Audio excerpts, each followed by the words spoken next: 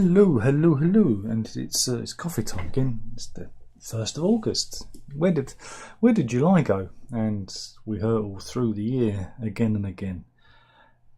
But that's not why we're here. We're here to look at the Daily Mail website to see what's going on in the news. And it's not looking good because the Met Office has issued a yellow weather warning. I would make the joke about don't eat in yellow snow, but it's the wrong time of year. Summer washout. Met Office issued a yellow weather warning for thunderstorms across Midlands and Wales from Wednesday morning, with wind forecast on the southern coast from 4 a.m. And so it's I guess you'd call it, wet and windy, which is I think that's very good, is it? This is supposed to be summer. It's like, what's going on? Wet and windy. So, oh well, it's a washout. At least we're not on fire. Well, that's to look forward to. We're not on fire. Hooray! Oh, I think the computer's about to take off. Meanwhile, let's talk about June Smith. June Smith was very lucky. Here she is, the 74-year-old. She won a luxury 6-bedroom property in Cornwall. She took part in one of those amaze they're not auctions, raffles. I'll get her in the end. And she won an absolutely lovely property. Shall we have a look at it? Here it is. Look at that.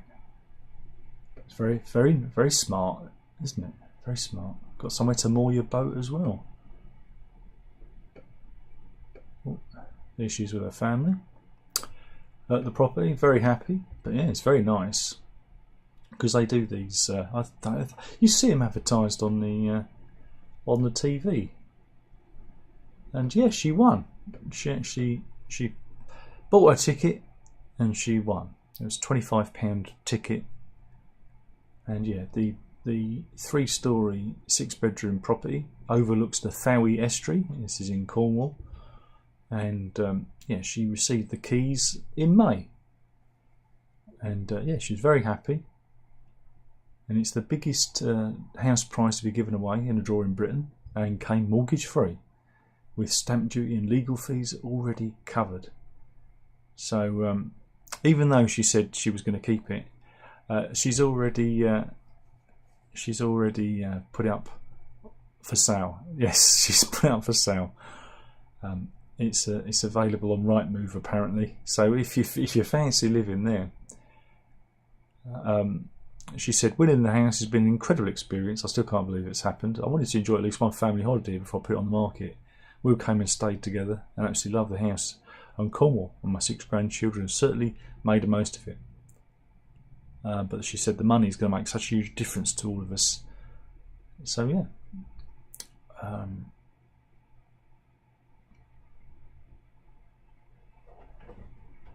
I don't know how much they've got it on the market for. Did it say? 4.5 million. 4.5 million. There you go. So, bit out of our price range. You're right over there. Okay. Dog keeps moving. That's good. So yeah, bit out of our price range, missus.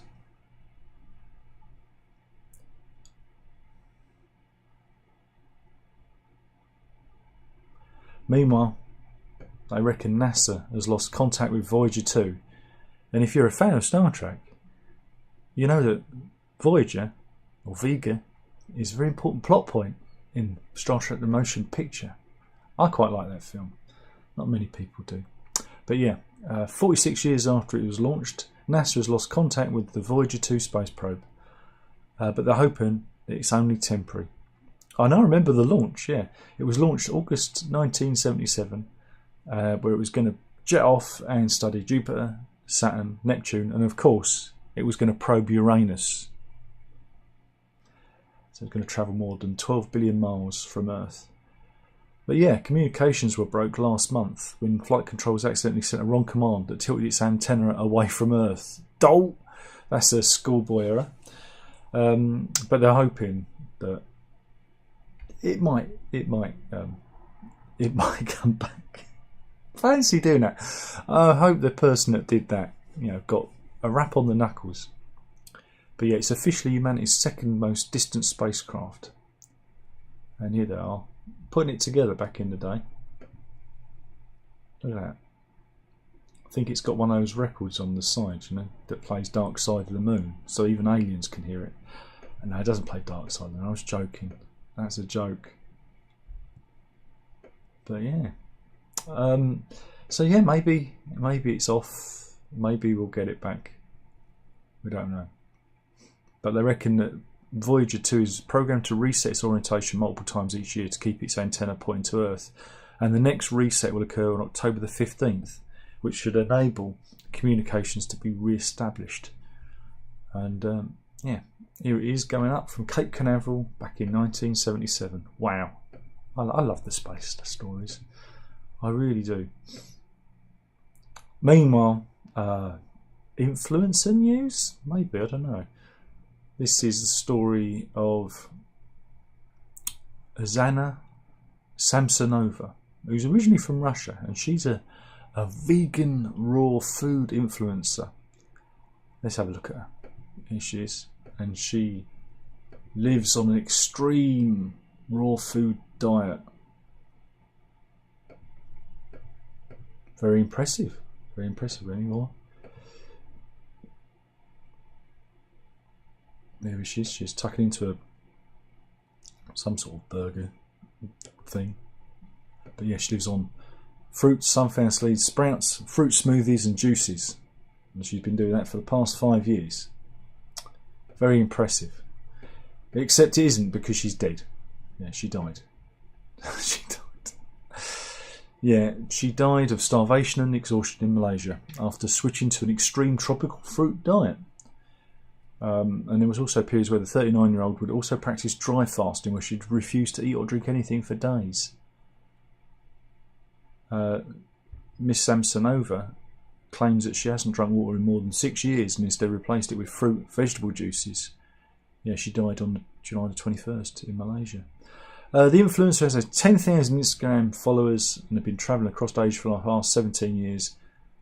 Again, they switch stories. She's reportedly died from a cholera-like infection that was exacerbated by extreme restrictive eating, her mother told a Russian newspaper. But official cause of death has not been determined, as the family tried to get her body back to Russia amid bureaucratic delays. But yeah, so there you go. I mean, was it cholera? Or was it extreme fasting? I mean, who knows? She looks healthy. But yeah, who knows?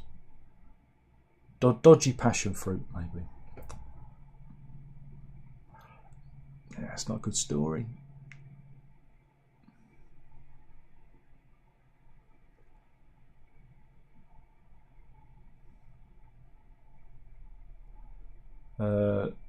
The latest thing here is e-bikes exploding. They're calling them e-bombs.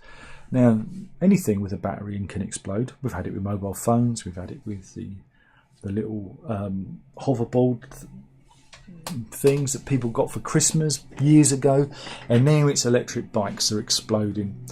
And this is the story of Rebecca Downs and her partner Patrick Ramsey, who always unplugged their equipment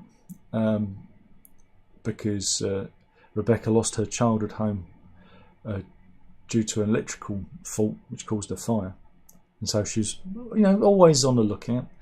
When Patrick bought an electric bike, they decided to charge it in the bedroom rather than the kitchen, so they keep an eye on it just to be safe. But it turned into a nightmare, because 3 minutes after he connected the lithium-ion battery charger to the wall, it exploded like a Roman candle, with shards of metal embedded in their skin as flames and toxic smoke engulfed them both. And here's the aftermath of that. Yes, so oh no, this is not the actual, this is a similar electric bike fire. Thanks, Daily Mail. Thank you. You should have put that at the beginning rather than the end. But that's the kind of thing. But we've got lots of, they've got I've got some videos here of bikes exploding. Here's a video. Look at that. Ready? 1, 2, 3. Boom! Sonic boom! It goes up. It goes up in flames. So yeah, be careful. Maybe that's the picture. I don't know. There's lots of pictures here, but I don't think any from the actual story. See, similar e-scooters. Oh God! Come on, Daily Mail. Come on. But yeah, you do have to be very careful with any rechargeable battery, whether it's a mobile phone or an e-scooter. And again, when these things get bigger, you know, I'm not saying we're going to see it with electric cars, but in China, EVs are known to explode. So that's going to be a thing. That's going to be a thing to look out for. Oh dear, exploding e-bikes and electric vehicles.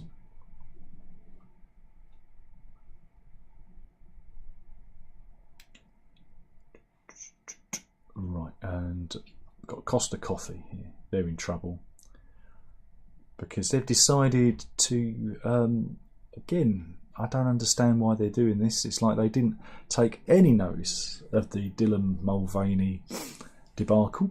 They've decided to use cartoon images of I'm going to do the thing, a trans man. That's a woman who thinks they're a man, and look, they've had their breasts surgically removed, hence the scars under the nipples, and that is inclusive. That's inclusive, and that's going to help them sell coffee, apparently. Yeah, these companies are obsessed with it, and you just go, why? Why are you doing this? But yeah, there's been a little bit of a kickback. A little bit of a kickback. This was taken from a mural designed by the Train for the Brighton and Hove Pride.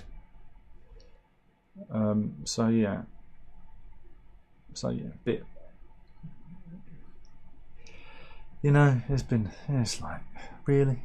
We doing that? Are we doing that now? Why don't they just sell coffee and say our coffee tastes good? That's what I need to do. That's what I need to do. No.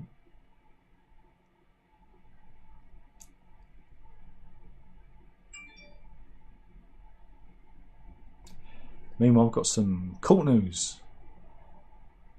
Mother of 4,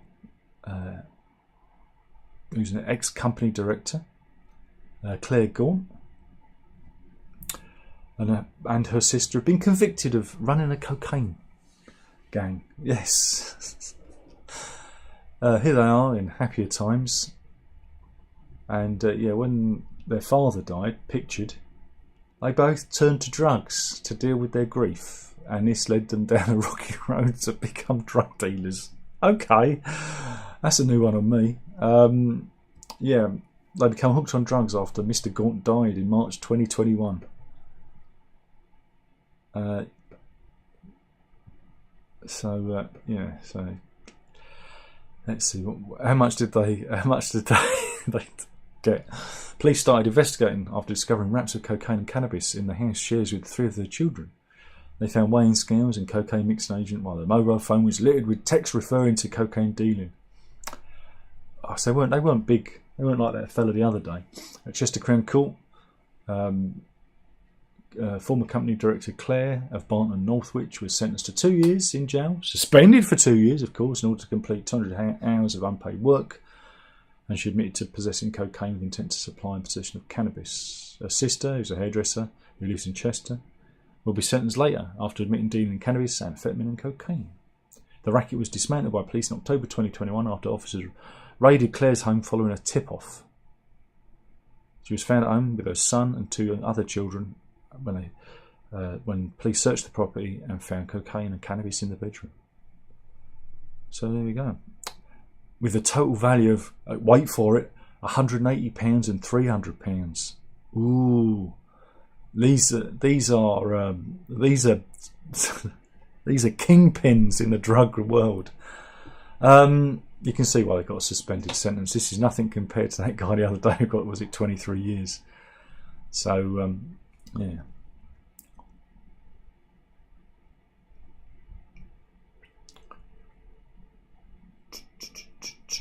else have we got? Andrew Tate news, where we cover him. Oh, here we go. This is crime news. Apparently, serial shoplifters could face jail. Ooh, because there's going to be a crime crackdown. Yeah, ministers are pushing a crime and justice bill that requires judges to impose custody on those who are caught repeatedly shoplifting, burglary and stealing. Well, that's how it used to be. In the old days, what did we used to do? We used to send them to Australia, didn't we? Steal a loaf of bread, get a free trip to Oz. Those were the good old days. That's a joke. But yeah, the concept is similar to the 2 strikes and out policy for knife crime that mandates a prison sentence for adults convicted more than once of being in possession of a blade. And you go, you know, I'm sure that if you steal something, you could, you know, get a sentence. But yeah, and they're using facial recognition software to compile a database of ne'er-do-wells. Yeah, excellent. Yeah. Policing Minister Chris Phelps is pushing for police forces to use facial recognition and artificial intelligence to match offenders with those photographed in the police national computer data. So it will be like a bit like RoboCop / Minority Report. Excellent.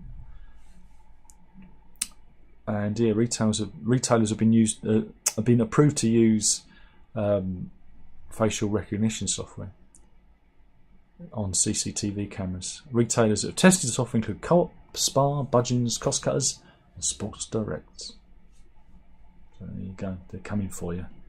They're coming for you.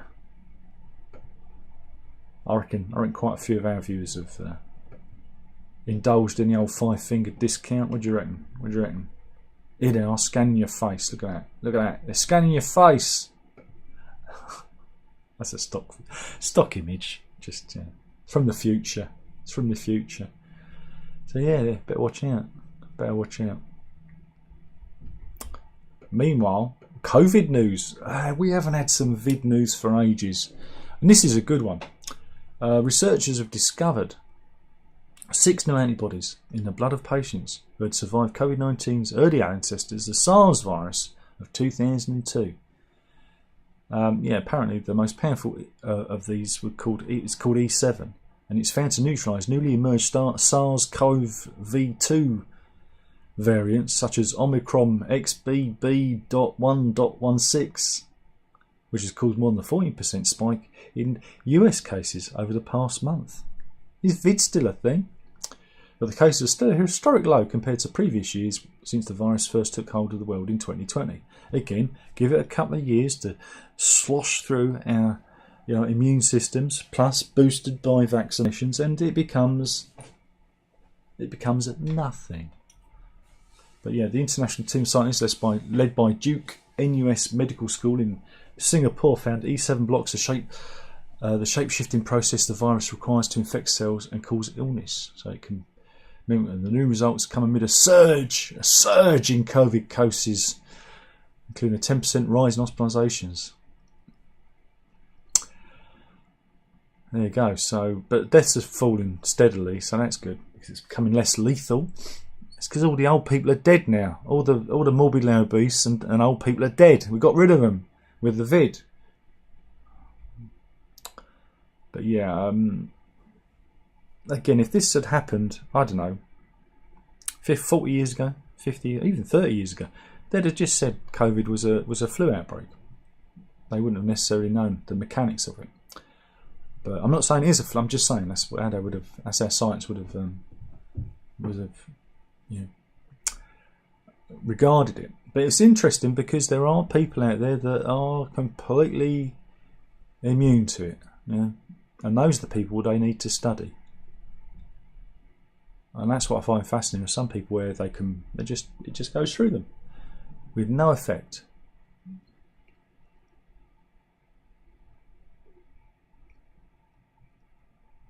Right, what else have we got? Oh, Love Island. Does anyone care about Love Island?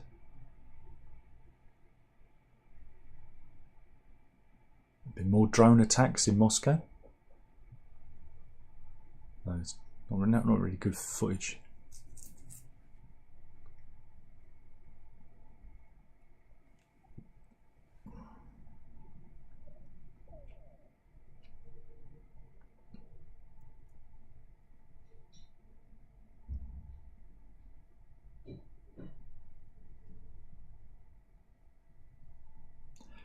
The culture wars continue.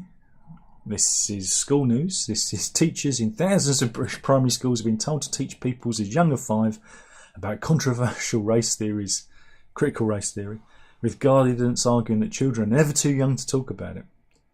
The Key, a national information service which boasts £30 million turnover and provide anti-racism resources for more than 13,000 schools and education trusts in the UK. Primary schools have been taught about American police brutality because it's very important to know about American police brutality and that white children are strongly biased in favour of whiteness. No, they're not. That's bullshit. You get a load of you little kids together, whether they're black, white or otherwise, and you put them together and guess what? They'll love each other and play because they don't see colour. They just see each other, right? And that's the beauty of being a child. They only become racist by bullshit like this when you start to examine the colour of your skin like it's meant to be important. Race was invented by racists to subjugate black people. Look it up. Look it up. Before that, we didn't have race. We had where people come from. If you came from Africa, you were an African. And then they started talking in race because, look it up. That's the thing. It's funny that this now is used. Race is now used by anti-racists to cause further division. It's bonkers. There's no such thing as race. It's all geographical. And at the end of the day, we share one mother. So I despair at this. This is not healthy and it's just going to create more division. Rather than, again, let's all be hippies. Let's go back to the old days where we were taught to love each other, and we're all the same. But no, this just it just divides. It's designed to divide, and it's self-perpetuating because these companies make money out of division, so they can sow more division. It's self-perpetuating because money. It's all about money. All about money. And teaching kids about police brutality is crazy. One of the craziest things is this is how crazy it is in schools. In the dance class that I think my daughter took, they did dance, and they had to do a dance about they had to do 2 dances. One of them they had to dance about Grenfell, and I said, "What did you dance putting your flames out and rolling on the floor?" I said, "No." And the other one was I think it was George Floyd again. They had to dance about that. It's just bonkers. It's crazy. It's incredible distaste, isn't it? What next? Do you think they made them do dances about the Titanic? No? Other natural disasters? I don't know. But this is what's going on in our schools. It's all absolute horseshit. Sorry. Ah dear. Oh, this is a good one. In good, I mean crazy. This is the story of Kira Kent. Here she is, doing a nice bit of duck face for us. And what happened? It wasn't good. All I can say is don't take drugs, kids. Do not take drugs. Kira Kent was 29. Died at a home in St Ive near Liskeard in Cornwall last July, despite desperate efforts to save her from paramedics. Who initially believed they were dealing with a mental health crisis because when they got there, the mother of 5 was desperately trying to pull out her own teeth.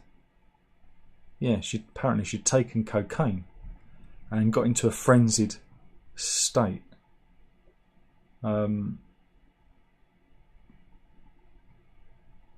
She scratched and pulled at her skin and it was in a very bad way. But the strange thing is coroners concluded that although Miss Kent's cocaine level was not in the toxic range, it accounted to the medical episode that caused her death. Given evidence, DC Lindsay Cork told the court a post-mortem report showed that scratches and abrasions consistent with Miss Kent pulling at her own skin. There was also evidence that she put her hands into her mouth and caused significant injury. Miss Kent's partner Liam Crabtree called police after becoming concerned for her welfare. A cause of death was recorded as acute behaviour disturbance following cocaine use. So there you go. Don't take drugs, kids. That poor woman, died trying to pull out her own teeth. It's like, no, it's not good. It's not good.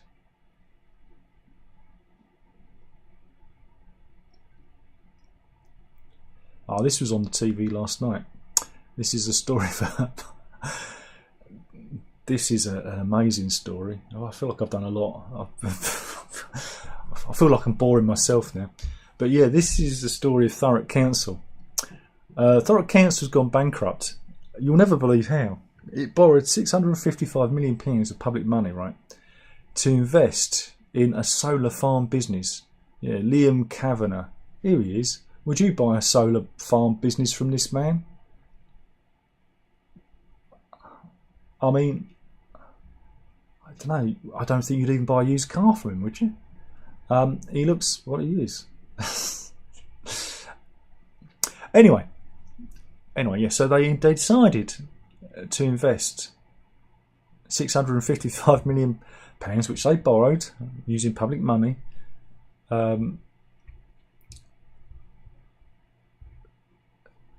Yeah, but instead he used the money to buy a yacht and a private jet. Yeah. Leaked documents reveal how the fast-living financier used the council funds to go on a spending spree and live a luxury lifestyle. Mr. Kavanagh's lawyer claimed that all the payments were allowed and approved by his company finance team and auditor. Yeah, Thurrock hoped that the huge investment in 53 solar farms would generate millions in extra income. The investments were issued through a complex series of bonds, and in return, Thurrock would get interest payments worth millions of pounds.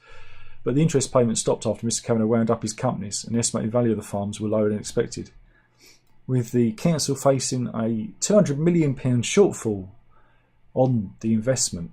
And there you go, here's one in Swindon. So yeah, they gambled and they lost. Oh dear. And it was on Panorama last night. It's very good. Go and watch it. It's a fascinating case. I would not trust this man with anything. Look at him. He looks dodgy. But yeah, so there you go. Thurrock Council, bankrupt.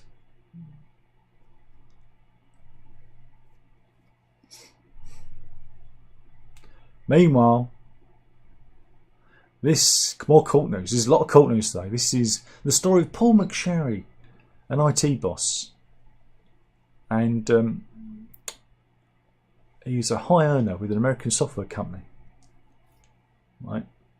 And he lashed out. He lashed out at his wife Carolyn, right, on March the 21st at the couple's home in Chandler's Forge in Hampshire. Here he is. He's not looking too good. Got a bit of cat weasels about him, hasn't he? Yeah, electricery. I'm certain demographic. That's a certain demographic I'm aiming at here. Yeah, apparently he was upset with her because she fell asleep while they were watching a film. Mrs.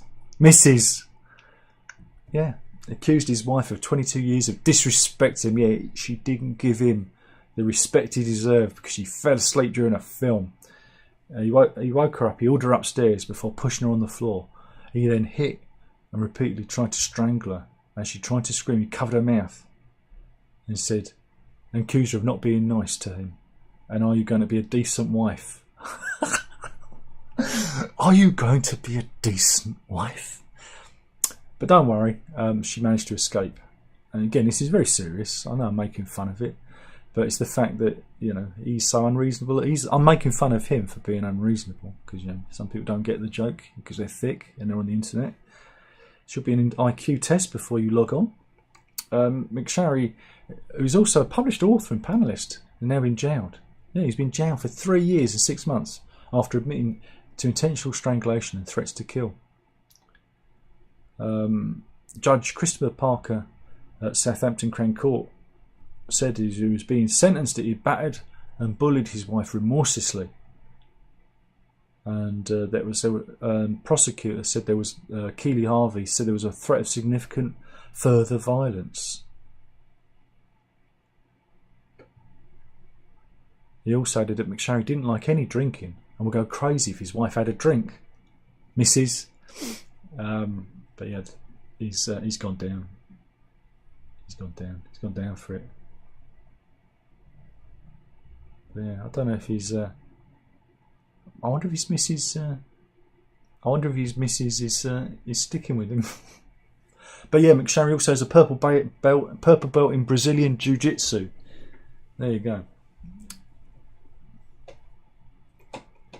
But yeah, there you go. He's obviously deeply troubled, and but he's good. He's gone down. Hopefully, he'll learn his lesson, get some therapy. Meanwhile, if you're thinking you're having a bad day, let's go to the Philippines.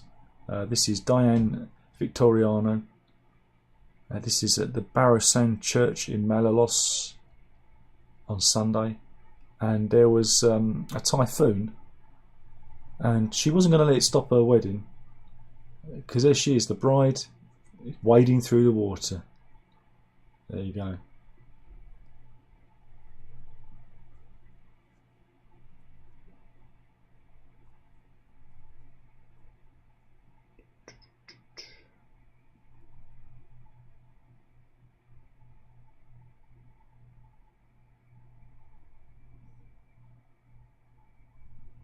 We got anything else? No. See if there's any animal stories, because I've got one prepared, but I've got one animal story prepared.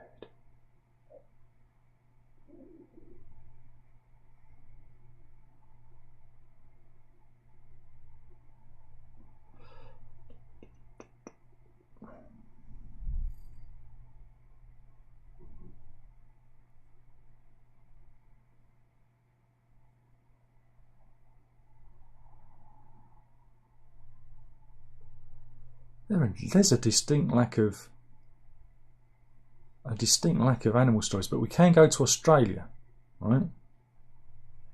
We're going to Australia. This is in Dundas, in the west of Sydney, and let's see what's going on there. I don't know. I'm not sure. I think he might be helping this fella. I think he's trying to swat a wasp away from him. That's some pretty impressive. Yeah, and that happened on Kissing Point Road. Yeah, I think it's road rage, isn't it? Meanwhile, are your kids bored at over the holidays? Are your kid bored over the holidays? Well, Oxford, if they're in Oxford, the city council has got the ideal thing for your lads, I guess. Are you ready? It's drag camp, yeah. Oh dear! In my day, we had like adventure playgrounds and rope swings and bridges, and we swing off trees. Now everyone's dragging up. Yeah.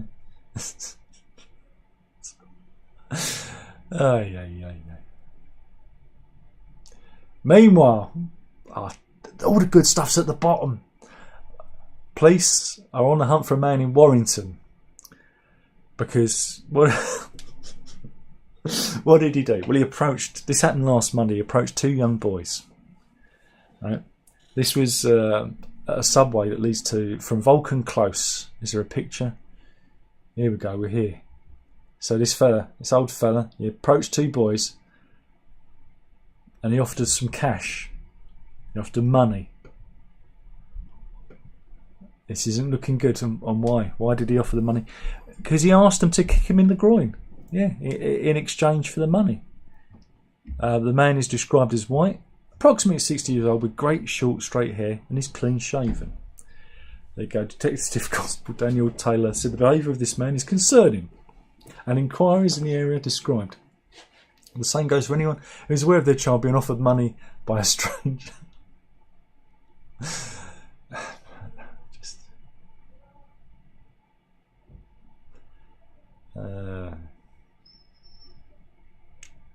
Meanwhile, let's go back to Sydney. Let's go to Bondi Beach, and some drone footage captured a shark in the water under swimmers. Whoa! There we go. That's good, isn't it?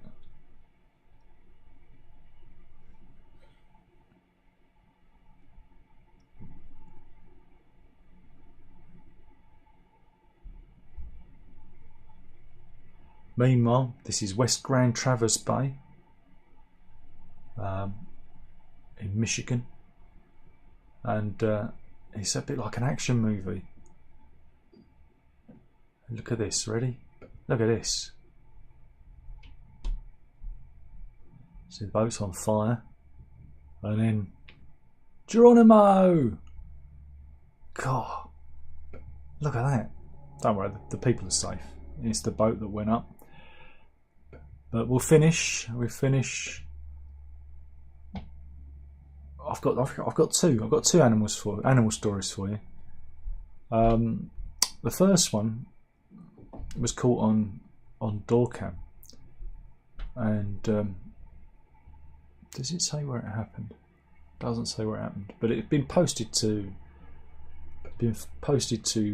TikTok. But because the Daily Mail's so rubbish, I've scooped it already, so I could just play it in the browser because I'm clever like that. So yeah, this fella's walking home. He's going into his house, and there's a snake there at the top of the door and bites him on the head. He falls over. It bit him. He's all right. He's all right. In a state of panic, the man runs backwards.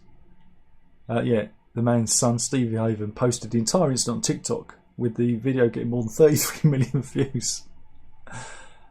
But yeah, and he fell over, but he's okay. But yeah, that was a rat snake that did that, and they're believed to make good pets if you like snakes. That is. So there you go, viral video. Meanwhile, let's go to China, and this is Huangzhou Zoo. They've had to deny that some of its bears are not people in bear suits. And we'll have a look at the... Oh, there's an advert, of course there is. We'll have a little look at the video to see... is it a real bear? Or is it someone in a costume? What do you think? Real bear or person in a costume? Interesting, isn't it? Now the zoo has said no, it's not, right? Because it's a sun bear, and sun bears are smaller, and they look different. Their musculature is different, and so they've had to say no, they're not humans. They are real bears, but they're sun bears. They're usually the size of large dogs when they stand tall on the hind legs. So it's about 50 inches tall, as opposed to 9 feet for grizzlies and other species. And so no, it's not. It was a bear, not a person in a costume. A curious little one. We'll end it there. Anybody in? There's nobody in. Oh, 10 people in. Runs in. He says hi. I've been away for a few days. Oh, good. That's nice. What, you mean inside? You've been away, right? Nu says, fancy a coffee? Yeah.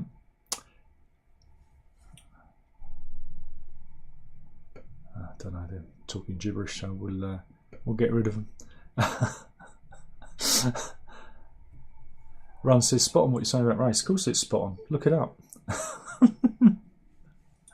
Look it up. It was created by racists. The concept of race was created by racists to subjugate black people and justify slavery. And before that, it was all about geography and where you came from.